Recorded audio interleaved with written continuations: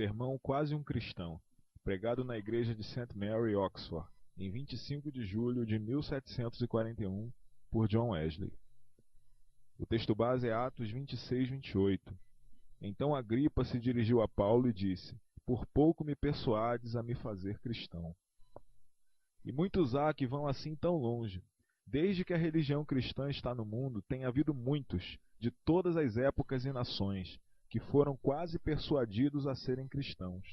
Mas, visto que não traz proveito algum diante de Deus ir apenas até aí, é de grande importância considerarmos o que significa ser um cristão completo.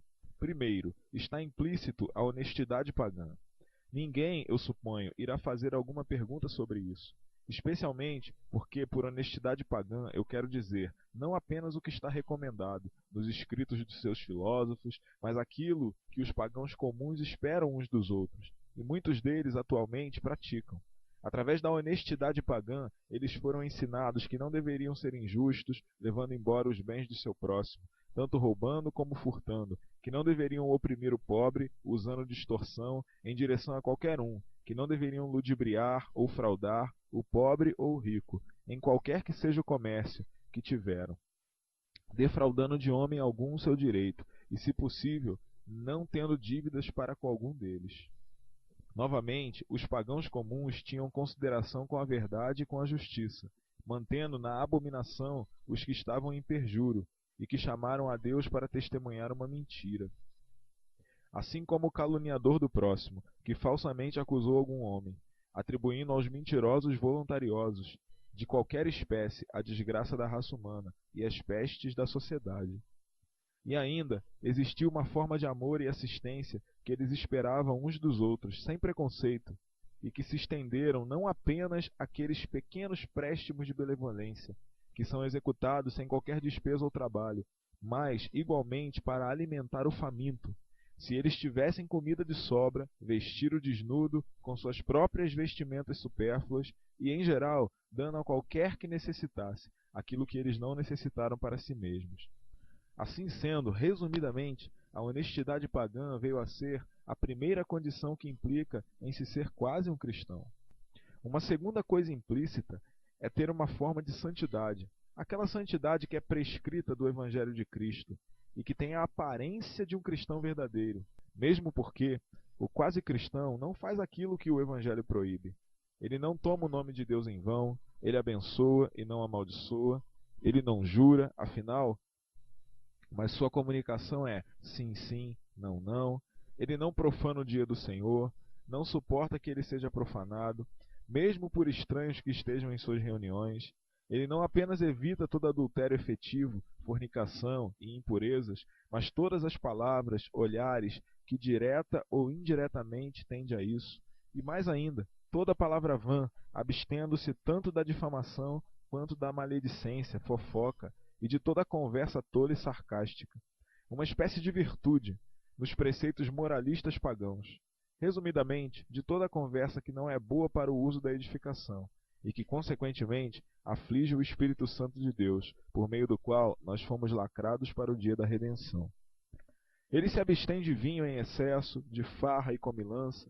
Ele evita, o quanto pode, de se colocar em todo tipo de discussão e contenda, continuamente esforçando-se para viver pacificamente com todos os homens. E se ele sofre algum dano, ele não se vinga, nem paga o mal com o mal. Ele não diz insultos, não é briguento e nem escarnecedor, seja nas faltas ou nas fraquezas de seu próximo. Ele, de boa vontade, não erra, machuca ou aflige qualquer homem, mas em todas as coisas age e fala por aquela regra clara: não faze ao outro o que não queres que façam a ti. E em fazendo o bem, ele não se limita aos préstimos baratos e fáceis da benevolência, mas trabalha e sofre, para o proveito de muitos, para que por todos os meios ele possa ajudar alguém. A despeito da luta ou da dor, o que quer que suas mãos encontrem o que fazer, ele faz, com toda a sua força. Não importa se para amigos ou para inimigos, para o mal ou para o bom, porque, sendo indolente nisso ou em suas tarefas, quando ele tem oportunidade, ele faz o bem.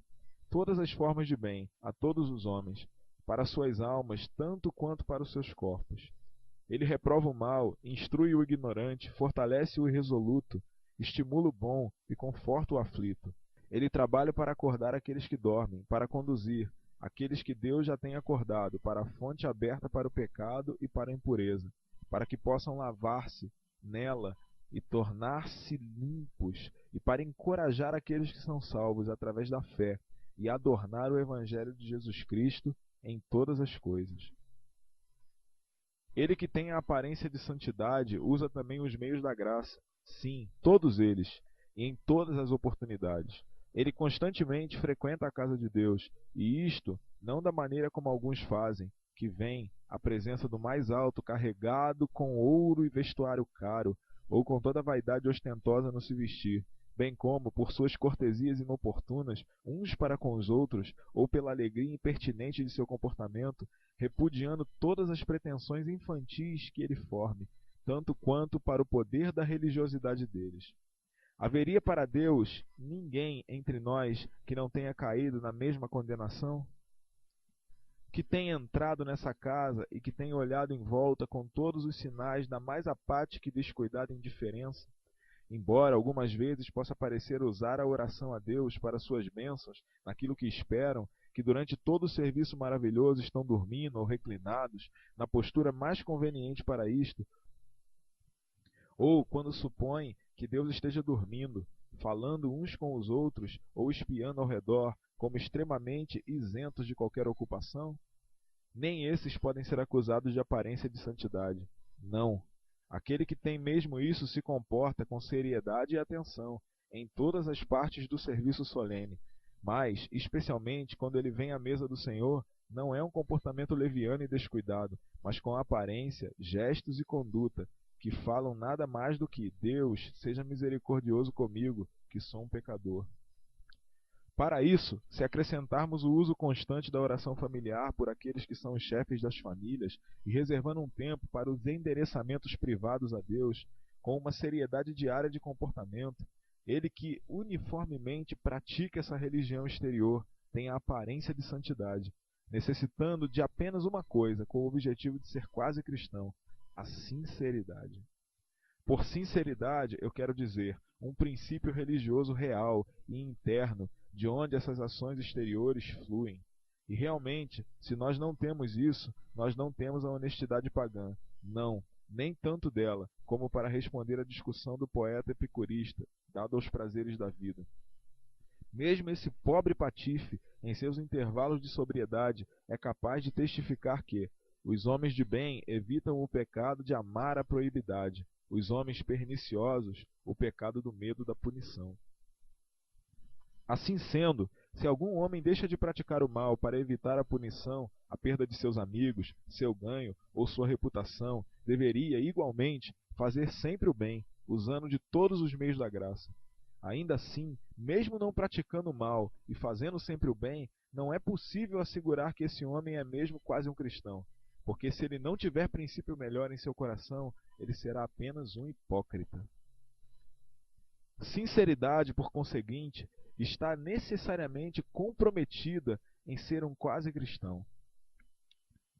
O objetivo real de servir a Deus, um desejo ardente de fazer a sua vontade, necessariamente implica que um homem tenha uma ideia sincera de agradar a Deus em todas as coisas, em todas as suas conversas, em todas as suas ações, em tudo o que ele faz, ou deixa sem fazer.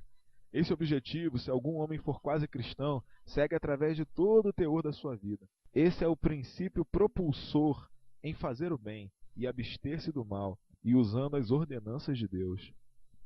Mas aqui deverá provavelmente ser inquirido: é possível que algum homem possa chegar tão longe, e não obstante ser alguém quase cristão? Quanto mais é necessário para que ele seja um completo cristão. Em primeiro lugar, eu respondo que alguém pode ir até mais longe e ainda assim ser apenas um quase cristão. Irmãos, grande é a minha audácia com respeito a vocês nesse interesse. E perdoem-me esse erro, se eu declaro minha insensatez no que anuncio publicamente, para por causa de vocês e do Evangelho. Sujeito-me então a falar livremente de mim mesmo, exatamente como de outro homem. Eu estou contente em ser humilhado, para que vocês sejam exaltados, e para ainda mais desprezível, para a glória do meu Senhor.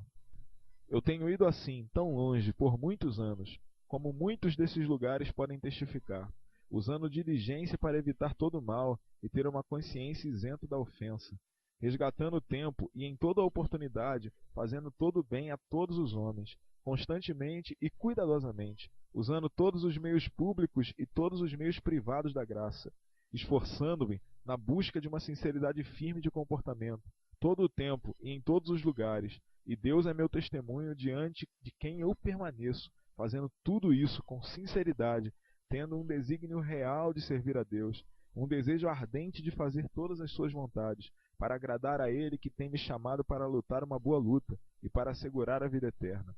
Ainda assim, minha própria consciência testemunha no Espírito Santo que todo esse tempo eu tenho sido, a não ser um quase cristão.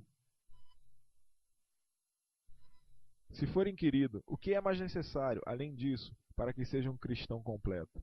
Eu respondo: o amor a Deus, porque assim diz sua palavra. Você irá amar o Senhor seu Deus com todo o seu coração, com toda a sua alma, com toda a sua mente e com toda a sua força. Tal amor é esse, como que se apoderando de todo o coração, como acolhendo todas as afecções, como preenchendo a capacidade total da alma e empregando a mais extrema extensão de todas as suas faculdades.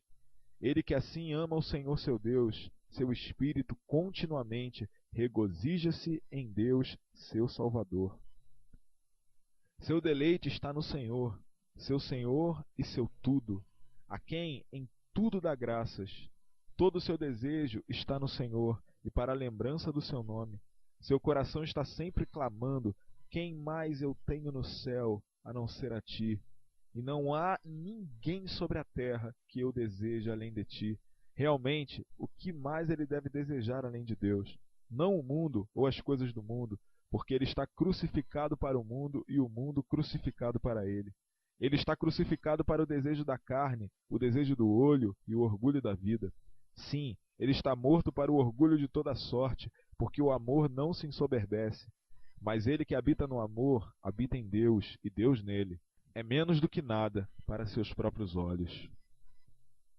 O amor ao próximo.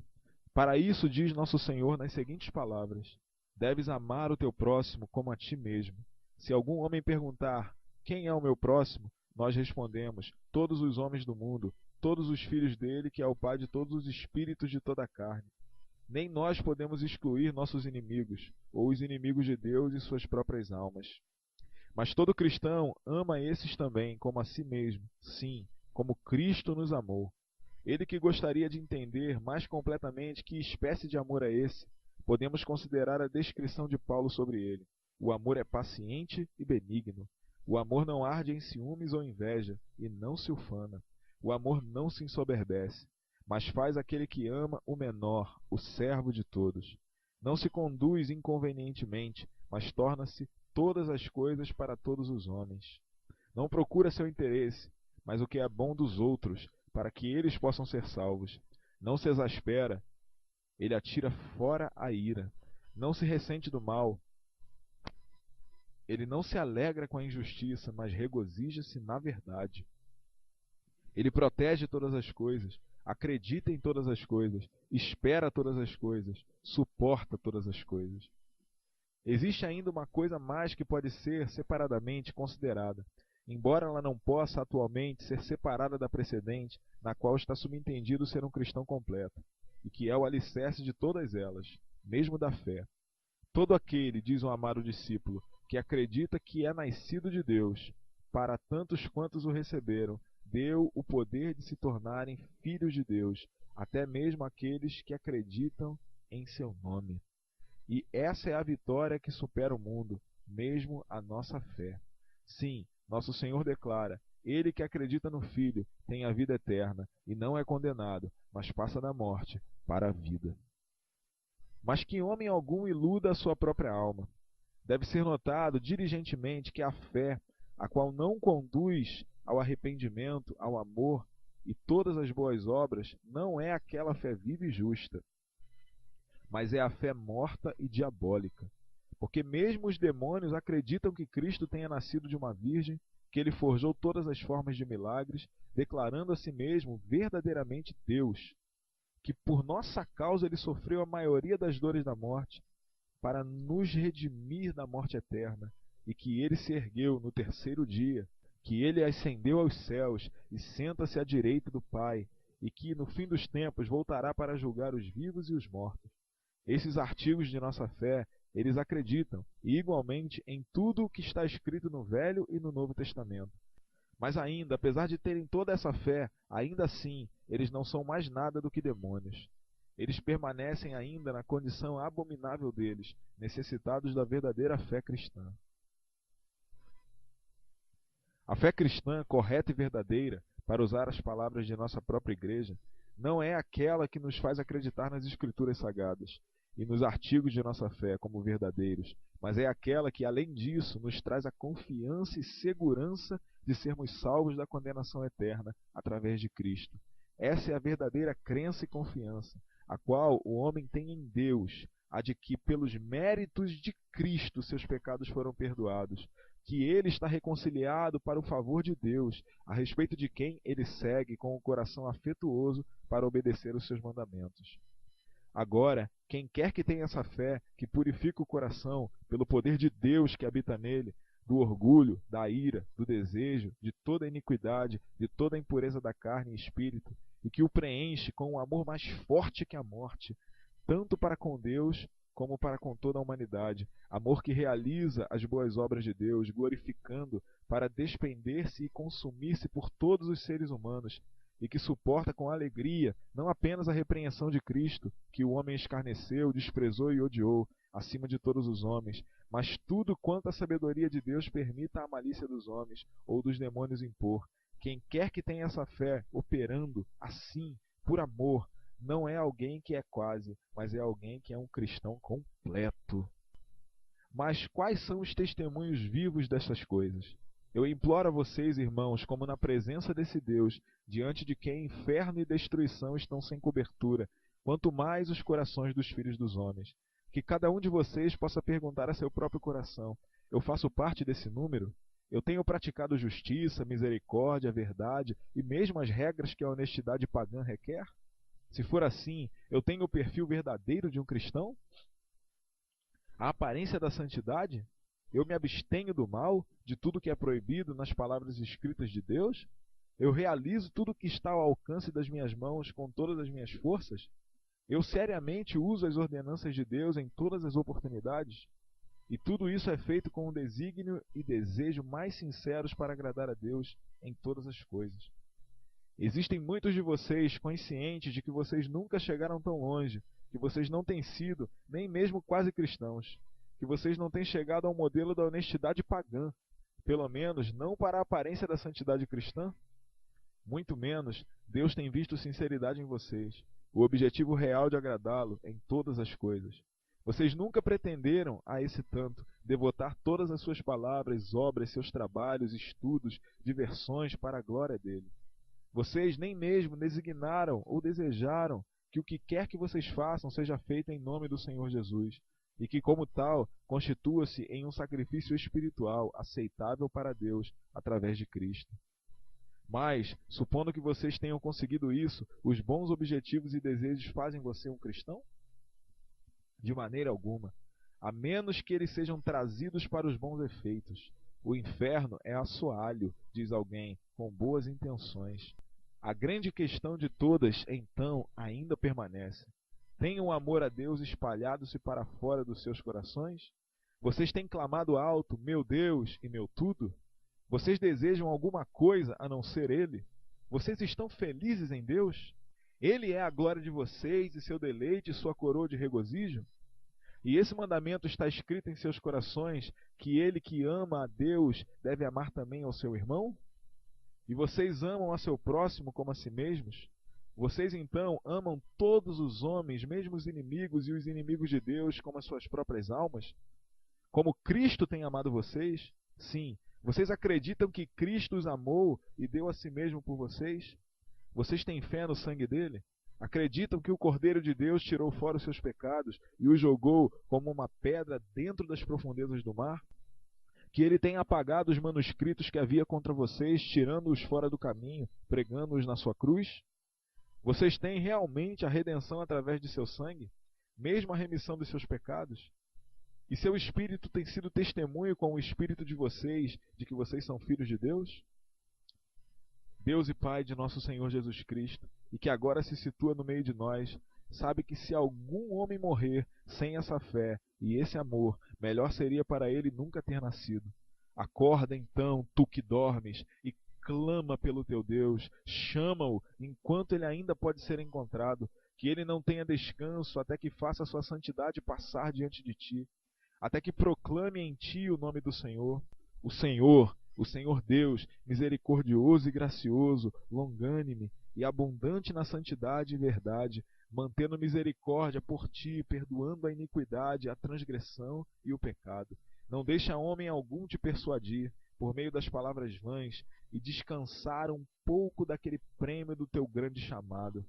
Mas clama a ele dia e noite, aquele que, enquanto nós estávamos sem forças, morreu pelo descrente, até que tu saibas em quem deves acreditar e possas dizer: meu Senhor e meu Deus. Lembra-te sempre de orar e não desfalece, até que ergas as tuas mãos para os céus e declares a ele que vive para sempre e sempre: Senhor, tu que sabe todas as coisas, sabes que eu amo a ti.